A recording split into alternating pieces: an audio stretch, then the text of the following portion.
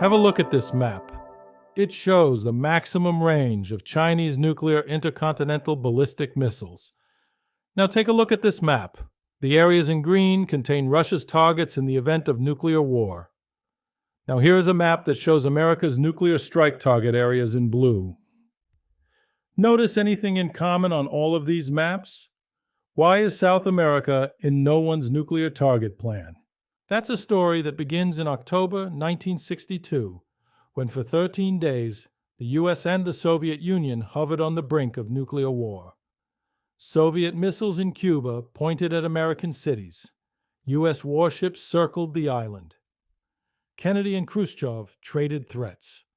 The crisis was eventually resolved, but Latin America was stunned. A Latin American country had almost become ground zero in a nuclear Armageddon. 6 months after the crisis, Mexican President Adolfo López Mateos stepped onto the world stage with a bold idea. Latin America should declare itself a nuclear-free zone. He moved quickly to enlist allies, winning the support of Bolivia, Brazil, Chile, and Ecuador. Together, their presidents signed a joint declaration at the United Nations pledging to keep the region free of nuclear weapons. In 1964, at Mexico's urging, 25 Latin American nations created COPREDAL, the Preparatory Commission for the Denuclearization of Latin America. Based in Mexico City, it was led by Mexican diplomat Alfonso García Robles. The challenge was immense. Brazil and Argentina had had military coups, and the Brazilians reversed their support for the treaty. The two military regimes were locked in a nuclear arms race, each pursuing weapons capabilities behind the facade of civilian programs. The United States, which at the time was overthrowing democracies and training death squads in Latin America, viewed the treaty with suspicion. It worried it might constrain its ability to interfere in its strategic backyard. García Robles proved a master of diplomacy. He reframed denuclearization not as a concession, but as a strategic shield, a way to prevent Latin America from becoming collateral damage in the North's Cold War.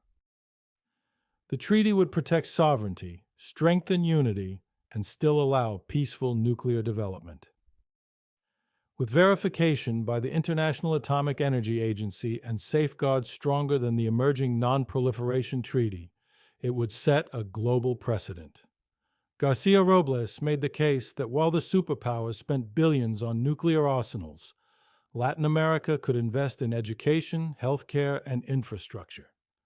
Sovereignty and security were forged through economic development and diplomacy, rather than a nuclear arms race where everyone would ultimately be a loser. For 2 years, he built consensus, line by line, clause by clause, and the result was historic. On February 14, 1967, 14 nations signed the Treaty of Tlatelolco, the pact that banished the bomb from an entire continent. Governments of every stripe signed on, from liberal and conservative democracies to military dictatorships.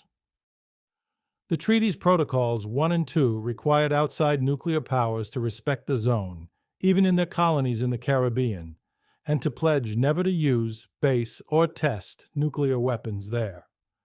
For the superpowers, their desire to prevent nuclear proliferation overrode any potential limitations they would have to accept. They all eventually signed on, legitimizing Latin America's nuclear-free status on the global stage. The work didn't end there. Only in the 1990s, with their democracies restored and a system of mutual inspections in place, did Brazil and Argentina ratify. And Cuba, the very country at the center of the missile crisis, waited the longest, signing in 1995, ratifying only in 2002. Yet in the end, every Latin American and Caribbean state joined. For his leadership, García Robles earned the name Mr. Disarmament. In 1982, he was awarded the Nobel Peace Prize, alongside Swedish diplomat Alva Myrdal. While García Robles had built a nuclear-free Latin America, Myrdal led the non-aligned nations at the UN Disarmament Conference, together symbolizing two fronts of the same struggle.